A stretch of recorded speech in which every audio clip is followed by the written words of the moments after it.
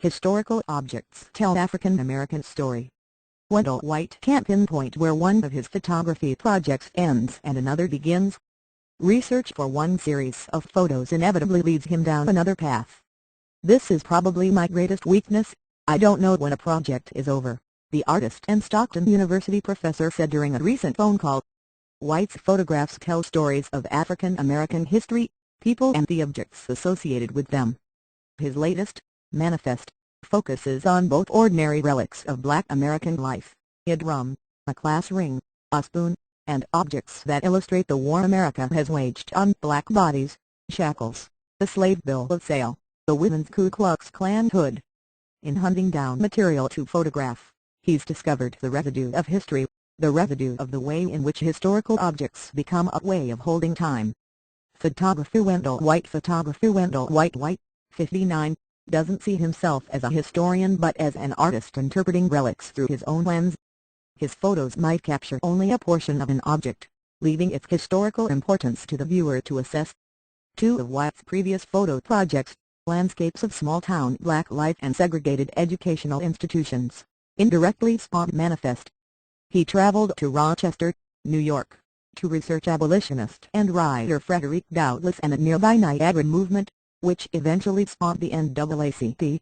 In perusing materials at the University of Rochester, White came across the first book Douglass purchased after escaping from slavery. The school also had a lock of Douglass hair in its archives. White was fascinated by the objects and by the questions: what's been chosen to be collected? What's been held onto? That way in which you're connected through the object is very powerful, and I just became very interested in those objects in that way, he said. Social media follow at CNN Photos on Twitter to join the conversation about photography. An idea was born, and White returned with a larger camera to shoot the first items that would come to comprise a book collection released in 2015. A residency in Omaha, Nebraska, put White where African American icon Malcolm X was born, so he began looking for objects to photograph there.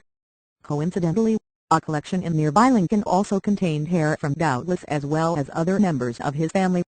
White found and photographed more historical objects, including boxes of files the FBI kept about Malcolm X. White came across everyday objects in his search, but perhaps the most evocative articles he photographed relate to slavery, the Civil War and the Civil Rights Movement, including a Confederate flag housed at the Cape May Courthouse in New Jersey and Confederate shell in a collection at Rutgers University. He photographed some objects that had to be rescued from a dilapidated African American History Museum. Over the phone, he echoed the sentiment from the foreword of Manifest that there has not been enough institutional attention to black narratives and black lives. "What I find fascinating, what makes it almost easy for me, is that a lot of these objects in many of the collections that I go to, while they are cared for, they're not typically the central pieces of the collection," he said. "These are not the pieces that these collections tend to think of as their core identity."